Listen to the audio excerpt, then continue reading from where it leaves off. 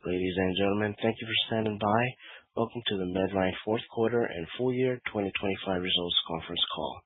At this time, all participants are in a listen-only mode. After the speaker's presentation, there will be a question-and-answer session. To ask a question during the session, you will need to press star 11 on your telephone. You will then hear an automated message advising your hand is raised. To withdraw your question, please press star 11 again. Please be advised that today's conference is being recorded. I would like to hand the conference over to Karen King, Global Head of Investor Relations. Please go ahead. Welcome to Medline's fourth quarter and full year 2025 earnings conference call. This morning, we issued our earnings release and shared supplemental materials. Joining me on today's call are Jim Boyle, our Chief Executive Officer, and Mike Drazen, our Chief Financial Officer. During today's call, we may make forward-looking statements regarding our expectations for the future, including our business plans, strategy, and investments, and expected timing and impacts. These statements are based on how we see things today, and actual results may differ materially due to risks and uncertainties. Please see the cautionary statements and risk factors contained in our earnings release, which accompany these remarks, as well as our most recent 10-K and other SEC filings for more information regarding these risks and uncertainties. We may also reference non-GAAP financial measures, which exclude certain items from our financial results calculated in accordance with GAAP. You can find a discussion of our non-GAAP financial measures and reconciliations to the comparable GAAP measures in the earnings release and our supplemental disclosures that accompany these remarks, which are available on our website at ir.medline.com under quarterly results. I want to remind you that we close and report on a 4-4-5 week calendar, which can create differences in days per quarter. What this means is that certain quarters could have slightly more or less days than the same quarter in the previous year. For the fourth quarter of 2025, we had one more day versus the fourth quarter of 2024, which is a benefit. For the full year 2025, we had one less day versus the full year 2024, which is a headwind. We have included the calendar of days in the supplemental disclosures, which is available on the Medline Investor Relations website. Also in that information, you will find historical quarterly information for both 2024 and 2025. We have provided an income statement, sales by channel and segment adjusted EBITDA, and a reconciliation of net income to adjusted EBITDA by quarter to help you fill in your models and do year-over-year comparisons as you forecast 2026. With that, I will now turn the call over to our CEO, Jim Boyle. Thank you, Karen. Welcome to Medline's fourth quarter and full year 2025 earnings call, our first as a public company following our IPO last December. We appreciate you joining us. I'll begin with the key highlights from the year. Mike will then review our financial results, and I'll close before we open the line for Q&A. 2025 was a milestone year for Medline, capped by a strong fourth quarter. Notably, we are ending the year with a healthier balance sheet and greater financial flexibility, which enables us to invest in future growth and continue providing value to our customers. Let me recap a few of the highlights. We added $2.4 billion in total new customer signings, driven by our ability to deliver best-in-class supply chain solutions and value through our brand. This includes both prime vendor and non-prime vendor customers. Major wins included the U.S. Department of Veterans Affairs and one of the largest faith-based integrated delivery networks, or IDNs, in the U.S. The latter was a great example of a healthcare system who consolidated from 5 previous distributors to Medline, seeking a provider that could service them across their entire continuum of care, including acute care facilities, physician offices, ambulatory surgery centers, home health agencies, and laboratory departments. We continue to invest in and enhance our distribution network through automation and technology. Our Colorado facility received its first AutoStore installation, and 2 California sites added their second installations. As a reminder, AutoStore is an automated pick module, a storage and retrieval system for individual products what we call less than case. We are now operating AutoStore in 19 U.S. facilities with more than 2,100 robots, improving picking quality, accuracy, and speed. While AutoStore is used for picking less than case, we are preparing to implement a pilot in our Columbus, Ohio distribution center for bulk picking. We're excited to partner with Symbotic as their first customer in the healthcare vertical. They are using AI-powered robotic technology to move high-volume goods through complex supply chains in many other sophisticated verticals, including grocery, food and beverage, and consumer packaged goods. Like AutoStore for less than case, we believe this technology can improve picking quality, accuracy, and speed across our network. We expanded our Medline brand product portfolio of approximately 190,000 products with new product innovations, including the Comfort Temp Patient Warming System. This is a forced air warming blanket commonly used to warm the body prior to and during surgery.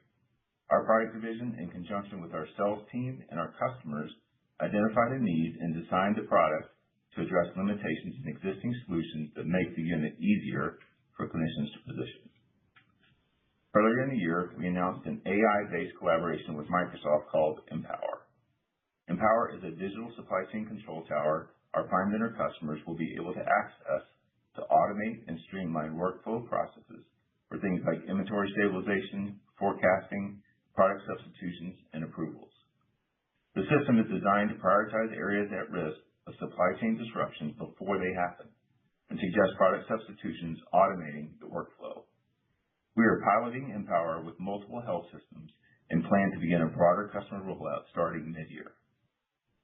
And finally, we closed the year with a successful IPO, raising over $7 billion, further strengthening our financial position and bolstering our financial flexibility. Turning to our performance, annual net sales for 2025 grew $3 billion to $28.4 billion, up 12% versus prior year, or 11% organically, driven by strong demand from existing customers and new customer signings. Adjusted EBITDA was $3.5 billion, a 3% increase versus prior year, reflecting robust sales, partially offset by higher cost of goods due to tariffs and investments in our business. Our Medline brand segment grew 10% with volume gains from existing customers and conversions to Medline brand products as key drivers. Surgical Solutions primarily benefited from strong demand for our custom procedure trays, or what we often refer to as kitting. Our Supply Chain Solutions segment grew 13%, fueled by new customer signings and growth with existing customers, driven by recognition of Medline's scale and reliability across continuum of care. We ended the year with strong free cash flow and continued investment in long-term growth, increasing capacity in our Mexico kitting facility, upgrading our distribution center technology, and investing in our people. These investments strengthen our ability to reliably support our customers and the patients they serve. With that, I will turn the call over to Mike to do a deeper dive into the financials and our 2026 outlook. Thank you, Jim, and good morning, everyone. We had a strong end of the year with fourth quarter net sales of $7.8 billion, up 15% versus prior year. The majority of our growth was organic, minimal contribution from acquisitions. The one additional business day in the quarter provided an approximately 180 basis point benefit. For the full year, net sales were $28.4 billion, up 12% versus prior year, with a 1 percentage point contribution from acquisitions. The one less business day in the year provided an approximately 40 basis point headwind. The Medline brand segment delivered $3.7 billion of net sales in the fourth quarter, up 12%. On a full year basis, net sales were $13.7 billion, up 10% versus prior year. Breaking down Medline brand sales by product category, starting with Surgical Solutions, net sales for the fourth quarter were $1.7 billion, up 12%. Led by strong growth in surgical kitting and other OR products. Kitting, which improves operational efficiency at our customers' facilities, is one of our largest product divisions. We were pleased to see continued strong demand in the quarter and the full year. For the full year, net sales were $6.2 billion, up 13% due to the reasons I stated for the quarter, and the 3 percentage point contribution from the Microtech Surgical Solutions acquisition, which we lapped in the third quarter of 2025.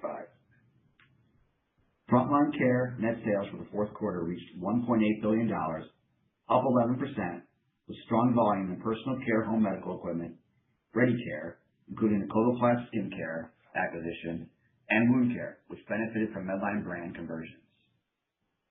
For the full year, net sales were $6.5 billion, up 7%, with strong customer demand across multiple product divisions, including Ready Care, wound care, and personal care, and a 1 percentage point contribution from the Coloplast Skincare acquisition, which we lapped in the fourth quarter of 2025.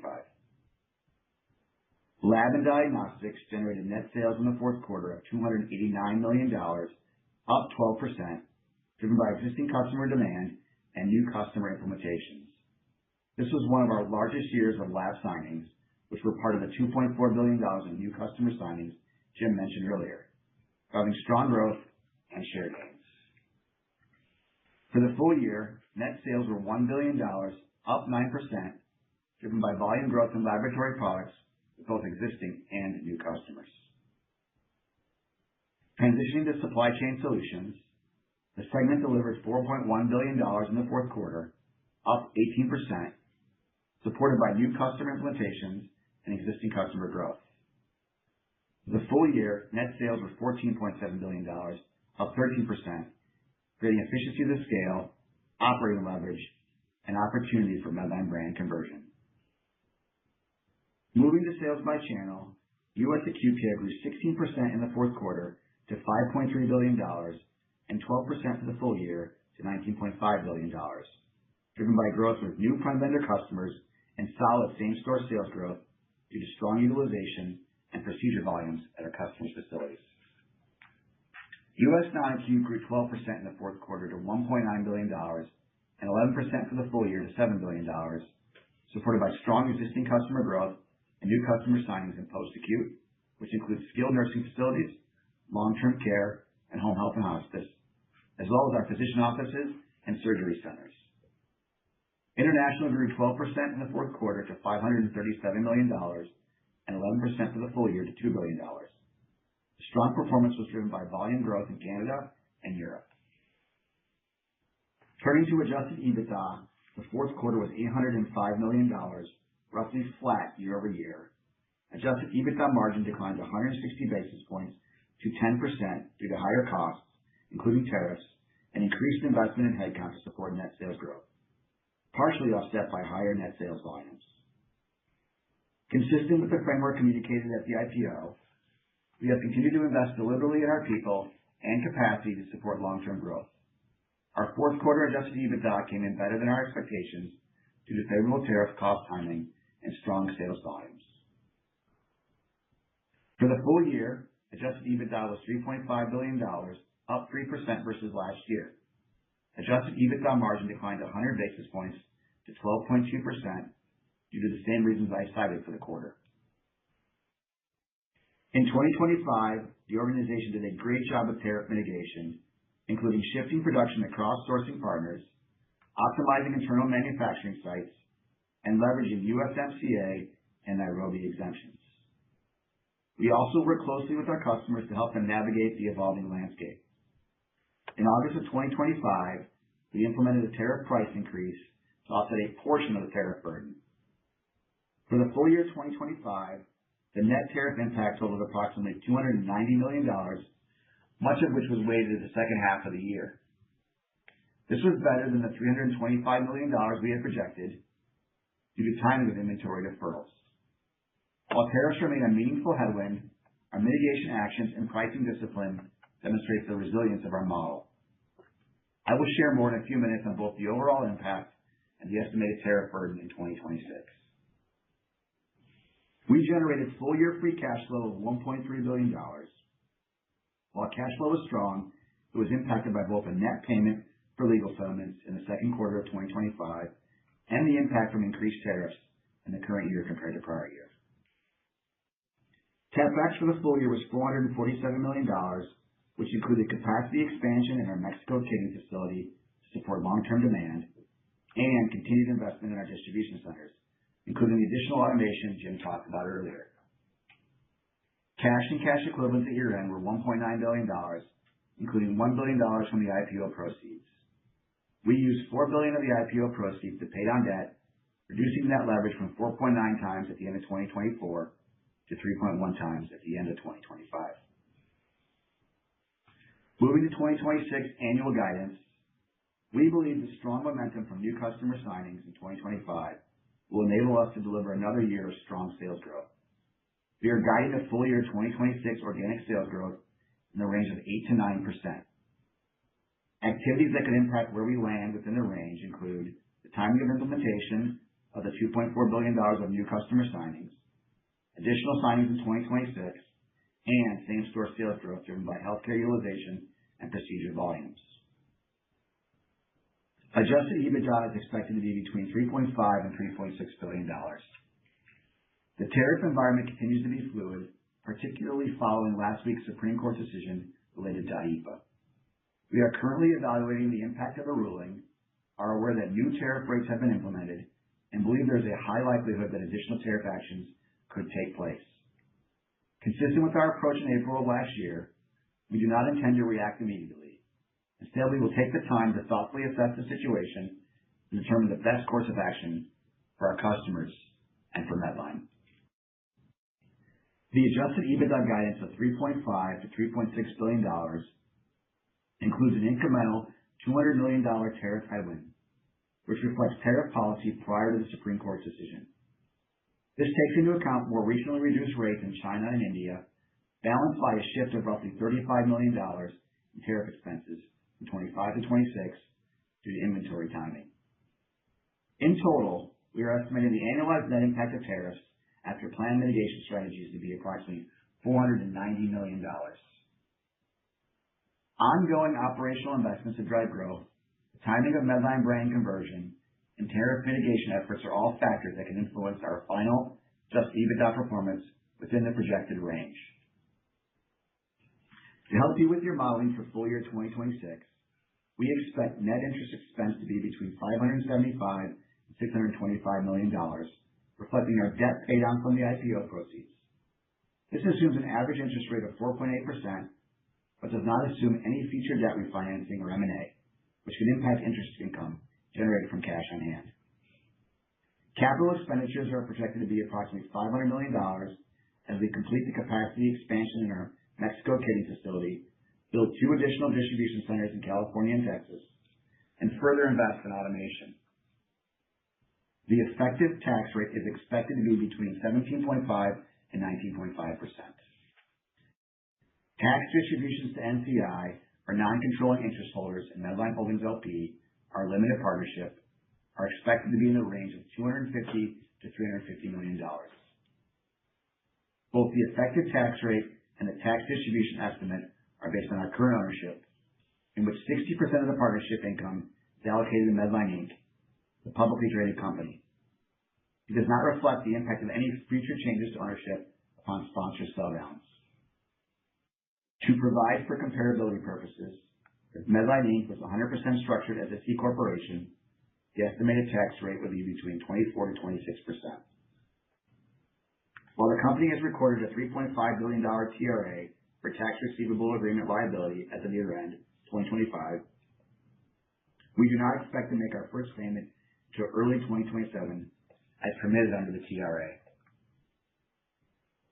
For diluted earnings per share, we will wait to provide guidance until 2027 when we have a full year basis for comparison. To help you with your 2026 calculation, we are estimating approximately 1.4 billion fully diluted shares outstanding. You can find the exact number on the guidance page in our accompanying earnings slide deck on Medline's IR site. That figure could change over time due to the issuance of equity-based compensation. In summary, we ended the year with broad-based double-digit sales growth. Adjusted EBITDA remained stable despite tariff headwinds, and the IPO strengthened our balance sheet while providing us with additional capital to fund future strategic and accretive M&A opportunities. I'll now turn it back over to Jim for closing remarks. Thanks, Mike. To wrap up, 2025 was a milestone year for Medline. We experienced strong demand from existing customers and earned $2.4 billion in new customer signings, many of which include multiple end markets or channels.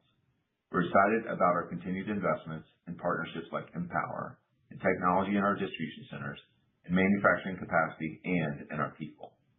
We're driving innovation and bringing new products to market and ended the year with a successful IPO, strengthening our financial position. I want to thank our more than 45,000 employees around the world who work every day to deliver products and services that create value for our customers and make healthcare run better. We are grateful to our new shareholders who supported us during the IPO and to the analysts who launched coverage this year. With a strong and resilient business model with favorable tailwinds, we are confident that our scale, customer relationships, and disciplined investment position will allow us to create durable, long-term value. We look forward to sharing our progress throughout the year. Thank you for joining us. We will now open the call for questions. As a reminder, to ask a question, please press star 11 on your telephone and wait for your name to be announced. To withdraw your question, please press star 11 again. We ask that you please limit yourself to one question so we may accommodate as many participants as possible. You're welcome to queue up for any follow-up questions. Please stand by while we compile the Q&A roster. One moment for our first question. Our first question will come from the line of Elizabeth Anderson from Evercore ISI. Your line is open. Hi, guys. Congrats on your first quarter out, and thanks so much for the question. I was wondering if you, from a high-level perspective, what are you hearing from your hospital customers regarding their priorities in 2026, and just sort of places where you think maybe you guys have incrementally something that would change versus what we still saw in 2025 now that we know a little bit more about the current utilization environment, et cetera. And secondarily, if you have any comments on the current utilization expectations embedded in your guidance, that would also be helpful. Thank you. Yeah. Good morning, Elizabeth. Thank you for the call. This is Jim. Listen, healthcare is going through what I would call a crisis of complexity right now. They're dealing with cuts in Medicaid, Medicare. They're worried about the One Big Beautiful Bill.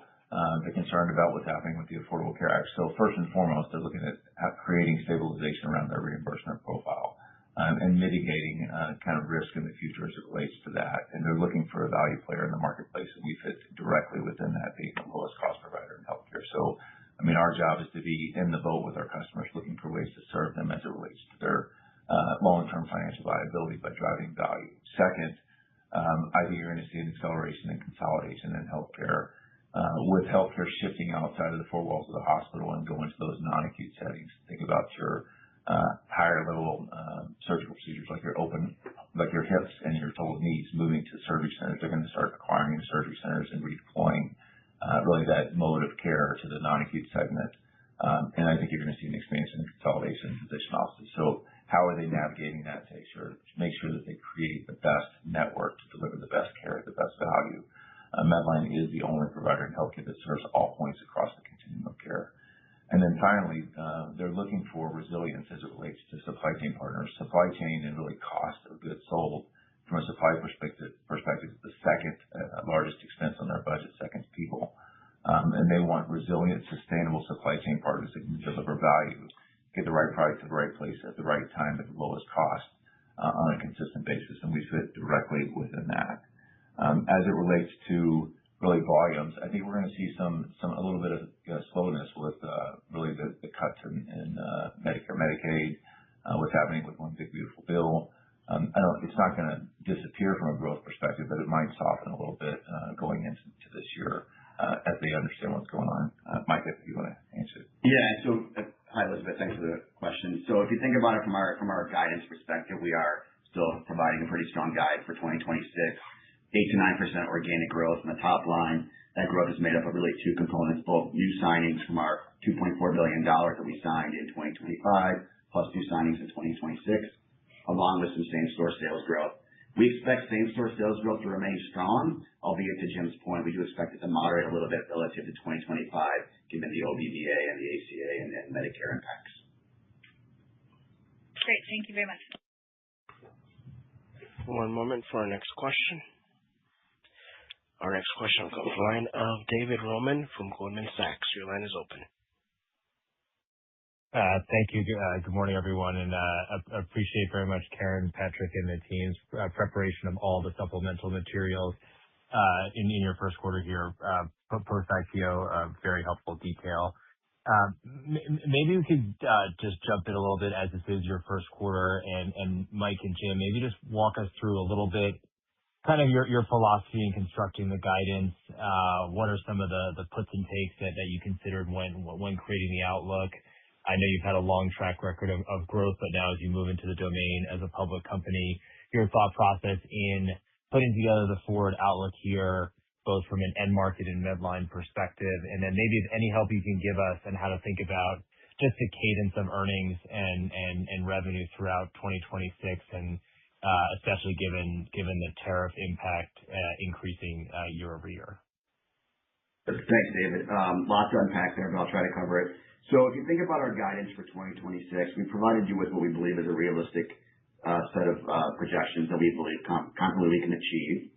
We have broken this up into both our sales growth, organic sales growth, and adjusted EBITDA. From an organic sales perspective, really, as I mentioned earlier, it's really driven by two components. First, our new customer signings. We feel very good about the $2.4 billion that we signed in 2025 playing out in 2026. We expect about 65% of that will be recognized as revenue incrementally in 2026. From a same-store sales perspective, I already commented on that, but essentially, we expect to see strong same-store sales growth once again in 2026, albeit a bit moderated from the standpoint of the OBBA and the impact on our customers from a utilization perspective. If you think about our segments for a second, just to talk about those, we generated in 2025 sales growth in supply chain of about 13% and Medline brand at about 10%. That's a positive indicator for us when we're seeing supply chain grow at a faster rate than Medline brand. We expect the same thing to happen here again in 2026. Given the signings we had and the share gains we generated in 2025. From an EBITDA perspective, again, continue to see strong growth in EBITDA on the base business, albeit impacted by the tariffs. The tariffs to the tune of $200 million incrementally in 2026, as we called out. That number really hasn't changed in totality from what we provided with you previously for 2026, but it has sort of shifted as far as how the impact plays out from the standpoint of what's impacting it. If I get to your question about the quarterly view, I think the best way to think about our business is that we guide for the full year. We run the business for the full year, not the quarters. There will be some seasonality in the business by quarters, and days do matter. So we have intentionally tried to provide you with the days view in our supplemental financial information. That days view does suggest that our first quarter will have one less day this year than last year, and whereas in Q4 we'll have one more day. But overall, for the full year, we have the same number of days. So you will see some seasonality from that perspective. In addition, we do see seasonality normally in our business, primarily in the fourth quarter, as you saw here in 2025, given sort of the volumes that we see coming out of our customers. That being said, we'll do our best to provide you with our quarterly results and tell you how those compare relative to our overall annual guidance for 2026. Great. Appreciate all the detail. Thank you. One moment for our next question. Our next question will come from the line of Patrick Wood from Morgan Stanley. Your line is open. Beautiful. Thanks so much for taking the questions, guys. Jim, Mike, I'd love to hear a little bit about the Q4 prime vendor contract wins. It sounds like lab and post-acute have done particularly well, but any kind of color you could give on how those are trending in the Q4 and really the areas of strength and how we should think about that then flowing through into 2026. Thanks. Hey, good morning, Patrick. Good to hear from you. As you know, we closed $2.4 billion in 2025, which is a record year for us, and it's something that we're pretty proud of and pretty excited about. We take advantage of market conditions. Our commitment is $1 billion a year in new prime vendor closings because that's what we can actually control and what we think is available just through natural occurrence in the marketplace. Beyond that, if you think about what happened this year, customers were looking for resilient, sustainable supply chain partners. We have 29 million square feet in the U.S. We have over $4.5 billion in inventory. We have 99% fill rates. We have the ability to drive value through our brand, which is what they're looking for, is cost savings and consistency in terms of throughput and delivery model. We are the only provider serving all points across the continuum of care when you think about consolidation that's happening. You are spot on. We did see some expansion in the lab and diagnostics in the fourth quarter from a conversion perspective and from a prime vendor signings perspective. And the non-acute business in and of itself organically is growing faster than the acute care business. So we're taking advantage of that. You might ask the question, why did the acute care business grow faster than non-acute? Because we saw outsized growth in our prime vendor signings in 2025. So we took more share gains in the acute care segment, which is why we grew faster in the acute care business. So we still have our commitment to $1 billion in prime vendor signings in 2026. It's something we have communicated openly, and we will continue to go down that path. But I think the market conditions are favorable for our value prop, and our job is to make sure we continue to deliver value to our customers and get the right product at the right place at the right time at the lowest delivered cost. Very clear. Thanks for the call, guys. One moment for our next question. Our next question will come from the line of Matthew Taylor from Jefferies. Your line is open. Good morning. Thanks for taking the question. So I know there's some uncertainty with ultimately where tariffs shake out, and you expressed that in your remarks. I guess I wanted to understand two things. One, ultimately, do you think there's a potential that the tariffs are less onerous? And I guess what would you do with that? Would you drop that through, or would that give you some opportunities to reinvest? And when will we know more about your impacts and your projections? Thank you.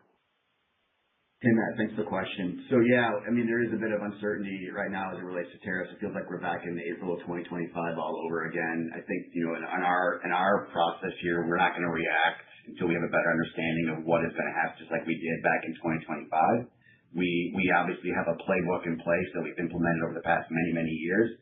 That playbook has really been driving true mitigation efforts for our customers and for our Medline, and we'll continue to execute on that playbook. We would tell you that we expect more to come in the near term from the administration as far as how they plan to lay out this program. There also probably will be future impacts as it relates to 301 and 232, and so really can't project what they're going to do. The only thing we can do is remain nimble and flexible and be ready to act based upon whatever they put in place. Once we have a better understanding of what those look like, we'll obviously be able to share that with you and provide more clarity around what that would look like for our full year 2026 and beyond. And the only thing I would add to that is it's important to remember that we either mitigated or absorbed the vast majority of the tariffs. We had a small price increase that we pushed out to the marketplace. So it's something that we believe we have to be in the boat with our customers and share in some of the burden of the pain. And as Mike said, as this situation evolves, we will actually act responsibly, but we do not act in times of uncertainty and crisis. Great. Thank you, guys. Thank you. One moment for our next question. Our next question will come from the line of Eric Coldwell from Baird. Your line is open. Thanks very much. Good morning. A little bit of a follow-up to Patrick's question. On the annual signings, understanding the $1 billion guide that is standard in-place guidance for the year, I am curious on your thoughts on the overall pipeline and market RFP activity relative to the recent past, better, worse, the same, no change kind of commentary. And then as well as if you've seen any market changes or mood changes in discussions with clients, given that the third largest acute care distributor just went through an ownership transition and the largest non-acute distributor has announced plans for a lengthy separation ahead. Curious on if that's changing market dynamics. Thanks very much. Eric, great question. And listen, the $1 billion is what we commit to, and the conditions that I described are still in existence, right? You still have customers having challenges as it relates to reimbursement, looking for ways to save money. You have consolidation in healthcare speeding up. You have the non-acute care market growing faster. Think about our signings. Our signings are both acute and non-acute. So prime vendor in what we call supply deals in the non-acute care market, that is growing as well. And so you think about the conditions of what's happening with our competitors, right? There is some uncertainty around what the future looks like there as they look to change their strategy and morph into new organizations. So listen, I believe that the market conditions look very similar in 26 that they did in 2025. But we don't commit to things that we don't control. We take advantage of things we don't control. That's why we're sticking with our $1 billion. And then what we'll do is we'll partner with customers, and where there's opportunities where customers are having service challenges and they're looking for a better service provider, we take advantage of that. When there's customers that are looking for value and savings and outsized pace of change from a cost conversion perspective, we take advantage of that. And when we look at customers who have uncertainty around what's happening with their potential kind of competitors from a consolidation and change perspective, we take advantage of that. And none of that has changed. In some cases, it's actually accelerated. So we feel confident about the future.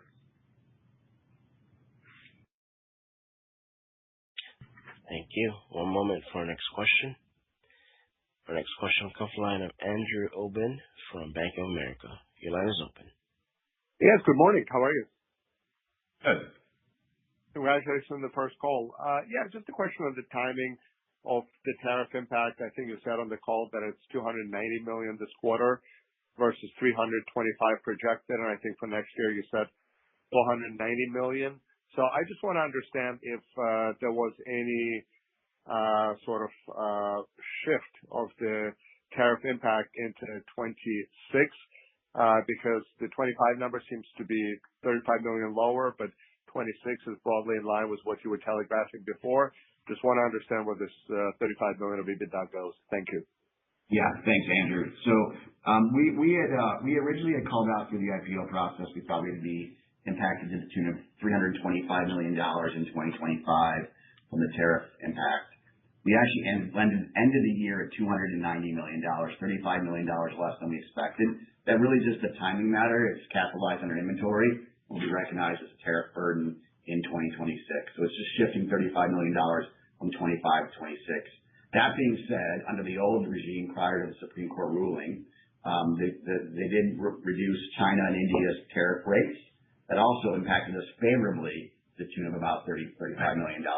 So the net impact overall to our overall tariff burden is $490 million versus the $525 we previously told you. So the overall burden has come down, but the impact for 2026 still remains at $200 million. $35 million shifting from 25 to 26, offset by the reduction in China and India's lower rate. Now that being said, as we've talked about before, given the recent Supreme Court ruling and the recent announcement of 122 tariffs, we will continue to evaluate what that means for our business and act accordingly once we have a better understanding.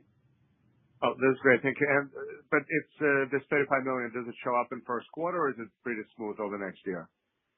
So the majority of the tariff burden for 2026 will be in the first half of the year. A little bit of it will trickle into Q3, but the vast majority will be in the first half of the year. We expect tariffs to normalize into our base in 2026 in the back half. Fabulous. I'll take it offline. Thanks so much. Thank you. One moment for our next question. Our next question will come from the line of Lisa Gill from JP Morgan. Your line is open. Thanks very much. Good morning. Jim, you've made comments several times around the changes, whether we think about Medicaid or ACA and the potential impact on utilization.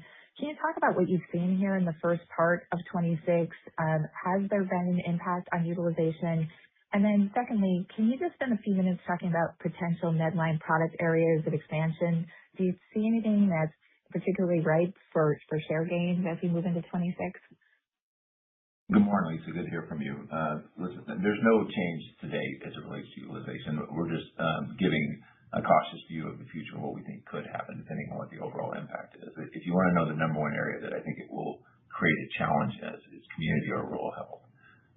Those folks are heavily kind of slanted towards that risk of reimbursement going away, which may lead to faster consolidation for those community facilities so that we don't end up completely removing access to care in the community kind of locations. If we did that, what would happen is folks would actually wait until they were sicker and had much, much broader complications before they went into the ER in one of the metroplexes, and they'd end up in the ICU, and we'd actually raise costs of healthcare. So that's the biggest risk from an overall ecosystem and really a cut in kind of reimbursement profile. But to date, no, there hasn't been a ton. From a Medline brand, you saw outsized growth in 2025 in our surgical kitting business. It was our largest signing year ever. Surgical kitting is like open heart trays, lap chole trays, all the way into nursing procedure trays. Think about suture removal trays in kind of nursing procedure kits or dressing change trays. That we believe we will continue to see outsized growth in 2026. And the nice thing about that business is the TAM expansion is organic because we can work with our customers to find those categories or those really procedures that have many items they're having to pick to care for the patients, and create that consolidated delivery model through a custom kitting solution where they pick one item that has everything they need for that procedure. And really it creates a much more cohesive solution for the customer and leads to better outcomes for the patients. So I think there's opportunity there. I think lab and diagnostics, that $25 billion market that we currently do $1 billion in, is something we're very excited about, that we should see significant growth in on a go-forward basis, just purely because the market in and of itself is looking for change. It's ripe for disruption, and they're looking for differentiation. When you look from a channel or a market perspective, you start looking at physician office, $9 billion market that we do $1.8 billion in. Again, another area I think we'll see outsized growth. Some of the newer segments we've gotten into, animal health, $4 billion market that we just got into in the last couple of years, we're going to see significant growth. So I think we've got many different verticals that we'll be able to take advantage of from an opportunity set perspective, but from a brand perspective, surgical kitting, really think about what's happening as it relates to the lab and diagnostic growth. And then frontline care, I think we'll continue to see growth there. I feel confident in all of them, which we saw 10% growth in the Medline brand this past year. Great. Thank you. Thank you. One moment for our next question. Our next question comes from the line of Michael Cherny from Leerink Partners. Your line is open. Morning, and thanks for taking the question. Maybe to build on Lisa's ever so slightly, you talked a lot about capital deployment, cash flow generation, debt pay down. One thing you didn't spend as much time talking about is M&A. As you think about, forget the organic expansion, what are some of the best opportunities that are ripe for M&A from here? And maybe just because it's your first call as well, can you give us some of the more recent success stories you've had, be it product or channel-based, on using M&A to bolster your offering? Thank you. Yeah, we're pretty optimistic about M&A. As you know, historically, 90% of our growth has been organic, only 10% has been through M&A. However, just because of the IPO and how we handled it, we have $1.9 billion in cash on the books specifically allocated for looking for those M&A opportunities. And I think the market in and of itself is ripe for M&A. I think you're going to see some of our competitors sell some of their non-core assets. Some of our competitors that are actually looking to move up really the clinical curve to those class 3 and class 4 devices where the class 1 and 2 don't make sense in their overall product portfolio. So I think we're going to see some opportunities there for us to take advantage of. Very, very similar to channels, right? We're going to continue to look at channels. We bought Diomed in 2012 to get into the physician office space. It was a $50 million physician office distributor. We bought it because the owner, we thought, could help us actually build a business model that's a $1.8 billion business for us. That was a great acquisition. Recently, we bought Convitec's skincare line, which again was a non-core asset for them. We bought Sinclair Dental business in the not too distant past to really test out the dental market in Canada to see how that looks. And we bought the surgical drape business from Microtech from Ecolab last year, which again was a non-core asset for them. And then we're looking at services, right? A couple of years ago, we bought a solution that actually provides garbage card management for our customers called Pref Connect. So we're looking at product categories that we think fit within the flywheel of who we are. We're looking for markets or channels that can allow us to expand our TAM expansion, if you will, or to strengthen our position in an existing market that we serve, or what kind of service offering can actually make us better on a go-forward basis. And we will continue to do that. But I do think there's opportunities. And then I also believe there's going to be some opportunities from an M&A perspective internationally that will help us accelerate the growth outside of the U.S.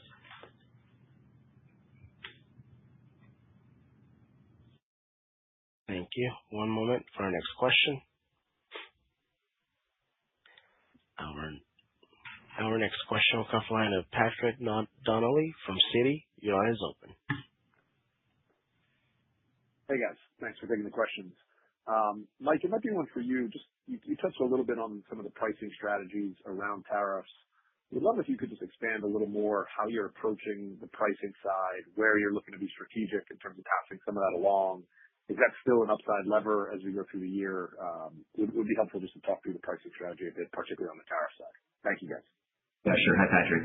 So yeah, in 2025, we implemented our playbook that we've been implementing for years as it relates to managing our cost structure, our products to provide the best value to our customers. That playbook includes both moving production around to lower cost locations and includes driving down, improving efficiencies in our own manufacturing facility. We leveraged the USMCA and the Nairobi protocols as well. And we did implement a price increase. That price increase happened in August of last year. That was a tariff-specific price increase. We do not expect to do any additional tariff price increases at this time. We have returned back to our normal pricing model, which is every year we do what's called smart pricing, twice a year, once in January, and again in July. And those typical price increases, as we've called out in the past, are typically less than 50 basis points of overall growth for us as a company. Price has not been a lever for growth. Really, we've been driving volume and share gains through our continued value delivery to our customers. Understood. Thank you, guys. One moment for our next question. Next question comes from the line of Glenn Santangelo from Barclays. Your line is open. Yeah, thanks. Maybe just one quick one on the regulatory front for me. I mean, I feel like we've already talked about tariffs, but Jim, I'm kind of curious. Have you heard anything else on the regulatory front that's sort of on the radar? And, you know, in particular, I'm sort of focused on the CMS has been weighing around a proposal that would benefit hospitals that buy American. I'm just kind of curious if there's anything else, you know, that's being kicked around Washington that you guys maybe have on your radar screen at this point. Thanks. Yeah, you specifically referencing the domestic PPE tied to Medicare reimbursement, right? And that represents about 20% of the total spend in healthcare. So it's not meaningful. But here's the reality. What's happening now, very, very similar to the Section 232s, where you can actually publicly submit comments. We suggested we could move production domestically if there was committed volume by the government. There's going to have to be some significant stipends, if you will, in order for us to move production of PPE into the United States. You have to remember the cost of manufacturing some of these items in the States is 3 to 7x what it is out of the United States. So it's going to have to be a meaningful impact in order for that to happen. What we will do is we will continue to advocate and communicate what we think it would take in order to move production here. During the pandemic, we actually did stand up a face mask production facility in Lithia Springs, Georgia. And we will continue to do those types of things where it makes sense. Candidly, I don't think that's more near term because the cost model won't justify it. And our job is to first and foremost deliver the right cost, quality, and service to our customers, regardless of where we can find that. So we're always looking both in country and out of country. Where do we deliver on those three key measures: cost, quality, and service? So if there's some kind of advantageous nature that the government wants to put into place to actually incent manufacturing these goods in the States, we will participate in that. But I can tell you, I don't think that's near term, and it's a discussion now. It's not a policy change, and that's all we're hearing today. Okay, thank you. Thank you. One moment for our next question. Our next question comes from the line of Kevin Caliendo from UBS. Your line is open. Thanks for taking my question. Can you explain sort of the logistics of how, if and when the tariffs change, what you actually do, what the process is? Like what actually happens? What happens to the inventory that's already here? What happens at the docks and the ports when tariffs are applied? How and when would you actually see any impact financially? I'm just trying to understand like how this all works logistically and what it would actually mean to you. From an accounting perspective, financial perspective, inventories on hand and stuff like that. Yeah. Thanks, Kevin. So if you think about the tariff rates, the rate just changed effective yesterday to 10% across the board from the 122 change that the administration announced. So effective as of yesterday, anything that arrived into a port yesterday would be charged 10% tariff duty.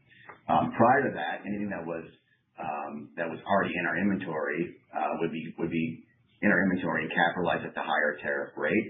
And if you think about our inventory, we carry more inventory in hand than most of our competitors, and all of our competitors intentionally, to provide the best level of service to our customers. And so our Medline brand inventory is somewhere in the neighborhood of, call it 3 to 5 months on hand. So if you think about what's sitting in our inventory today, there's probably roughly 4 months of tariff inventory at a higher tariff rate.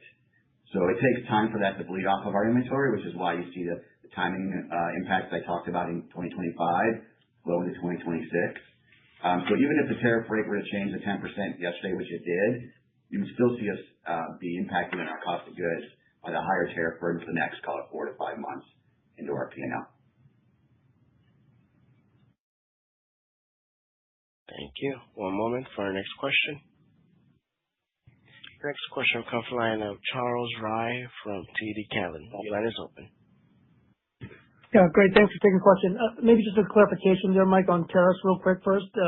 Is there any reason you wouldn't apply for a refund on the IEEPA tariffs even as the 122 are in place? And then my main question, though, is can you remind us, obviously you signed $2.4 billion of prime vendor contracts for last year. Can you give us a sense on the timing of when you expect those new contracts to roll on and sort of remind us sort of what your expectations for Medline brand conversion within that new prime vendor cohort here in 26, and maybe just think about how that ramp typically goes and if there's any sort of deviation or kind of adjustments relative to sort of your historic patterns you would expect for this big tranche. Thanks. I'll take that one. This is Jim. So first and foremost, yeah, absolutely, we will apply for the refunds, and I'd be willing to take bets on when those are actually going to come through, right? And so we will 100% apply for the refunds and take advantage of any opportunity for us to regain that business. So that's first. As Mike said, they're already putting new tariffs in place. We're analyzing what that means in terms of relative scale to what the Liberation Day tariffs were and how does that relate to our customers from a cost perspective and from a price perspective.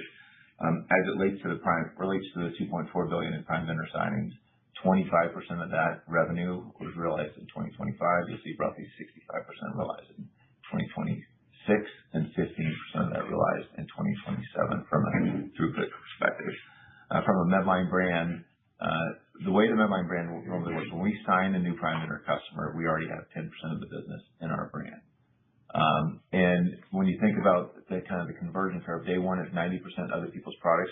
When the truck yesterday was maroon and today it's blue, 90% of the products is third-party distributors, 10% is in our brand. In the first year, we normally see a lift of 100% of Medline brand conversions year-over-year, so from 10% to 20%. And then from a go-forward basis beyond that, we have a intentional pace of change learned through many years of trial and tribulation to make sure we change at a pace of change that is accepted in a positive manner. So we look for a 3-4% lift in additional Medline brand conversions post year 2. And the opportunity in the acute care business is roughly 60% convertible opportunity of the total business. In a traditional nursing home, it's up to 80%. And in the other segments, in the non-acute segment, it tends to be higher than what some of the other areas are. But we don't expect to see much of an acceleration, although we did see a few customers accelerate, trying to get in front of the cuts in reimbursement. But we think the pace of change is going to be very, very similar to what it has been in the past. Great. Thank you. Thank you. One moment for our next question. Our next question will come from the line of Jason Bednar from Piper Sandler. Your line is open. Hey, good morning. Thanks for taking the question. Mike, hoping you can help with an accounting one here, just how you handle hedging and how we should think about FX movements impacting your COGS line. Asking really in part as we look at movements in the peso over the past year, knowing you have a sizable and growing manufacturing presence in Mexico. Just so really, how should we think about those dynamics flowing through the P&L this year? Thank you. Yeah, thanks for the question, Jason. So we do not hedge our currency. We have a natural hedge for the vast majority of our business. However, that being said, as you call out, we do have a little bit of currency risk as it relates to our Mexico operations. The Mexican peso does impact our labor costs. And so we have baked an assumption into this 2026 guide that our current Mexico rate is the current rate as of roughly today. And if that were to change, obviously it would impact either favorably or unfavorably the overall earnings of the business. That being said, we obviously have efficiency plans in place, initiatives in place to reduce the cost of our product. So we'll continue to do that, with labor being one element. There are other elements as well, such as our sourcing savings that will help to drive that impact to our business. Got it. Thank you. One moment for our next question. Our next question comes from the line of David Larsen from BTIG. Your line is open. Hi. Congratulations on the great quarter and year. Can you talk a little bit more about automation in your picking and packing capabilities? I think you mentioned in introductory comments, you got the load units measure very well covered, and you're expanding potentially into the larger products. Just what could that mean overall? Any numbers you could put around it would be great. Let's say it actually works. How far can you expand this into your facilities? Any metrics around timing, service, things like that would be very helpful. Thank you. Yeah. So you hit the nail on the head. Just for context, 70% of our lines are less than case, which is why AutoStore is so important. 2,100 robots across our network. We were the first installation of AutoStore in the United States, and it's been an extremely successful model. AutoStore is a goods-to-person picking module. It shrinks the square footage of the distribution space from a manual pick, which increases the capacity for utilization in our distribution centers. And it also increases the quality, the accuracy, and the speed and the throughput for our customers. And it's something that we will continue to expand across our network. 19 facilities currently have that, and we will expand even further this year. From a ownership of real estate, I mentioned we have 29 million square feet of distribution space in the U.S. that will be expanded in the next year as we add a couple new DCs. But that 29 million square feet, one of the challenges I gave our head of ops is how do we make that 29 million square feet operate as if it was 32 million square feet? The only way you do that is if you shrink the internal capacity. And the largest real estate owner in a distribution center is your bulk pick, your pallet goods, where you store stuff. Symbotic will help us do that. It helps shrink the internal footprint, leverages AI and robotics to actually create quality picking faster, much more reliable throughput, decreases the labor burden, and allows us to increase the capacity within our existing footprint. Our first installation is in Columbus, Ohio. It takes about 18 months to get that thing deployed. That is a beta, right? We're going to test it out. And if it proves out, we will move that to the hubs across the country because a couple things. One, it'll decrease the labor burden. Two, it'll shrink the internal footprint throughout our network so we'll have more capacity within our existing network without having to build a new building. And we think it's something that'll create differentiation in our ability to serve our customers. So AI, automation, and really technology is focused specifically on reducing the cost and increasing the quality and service to our customers through our distribution network. And it's something we will continue to invest in on a go-forward basis. That's great. And then I think you mentioned that you won a large IDM that had been using 5 distributors previously. Can you just talk about that win in particular and what enabled you to bring that on board? Was it pricing? Just any more color there would be very helpful. Yeah, this is a healthcare system. There was a merger of 2 very large systems. One side of the house, Medline, was the prime vendor in their acute care business. The other side of the house, someone else was the prime vendor for their non-acute business. And one side of the house, another vendor was the prime vendor for the surgery center business. The other side of the house, a different vendor was the prime vendor for their surgery center business. Same thing with physician offices, same thing for labs. So every care setting that they owned across each setting had a different provider partner. And that's normally what happens when you have systems that consolidate or aggregate multiple classes of trade in acute care facilities in a pretty fast fashion. When they put the RFP to market, saying we will only accept bids from folks that can serve the entire continuum of care we own so we can, number one, maximize cost. How do we get the best value from a cost perspective? Number two, how do we look at our entire network to really create consolidated, really channel optimization and standardization across both our delivery model and the products that we use across our ministry. And they were looking for resilient, sustainable supply chain partners. So, listen, when they put the bids to market, Medline is the only provider that can serve every single care setting they own. So they went from multiple distributors across multiple classes of trade to one distributor for their entire ministry, which is something that we feel very proud and thankful to be a part of. It actually is just now going live. And it's something that is pretty robust. It's something that I think is going to be the norm in the future because customers need to have visibility across their entire network, regardless of the care setting the model is being delivered in, so they can drive maximum value and savings and really get the best overall outcome for their caregivers and for their patients. Thanks very much. Congrats. Thank you. So maybe just two quick things before we wrap. One, Jim said it earlier, but I just want to reiterate because I know everybody's getting used to the terms of the business. Total new customer signings, when we say that is both prime vendor and non-prime vendor. So I wanted to reiterate that.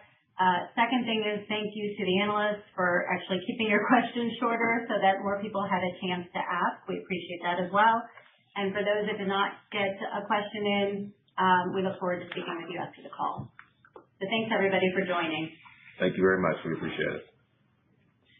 Operator, you can go ahead and disconnect. Thank you. Thank you for participating. You may now disconnect. Everyone, have a great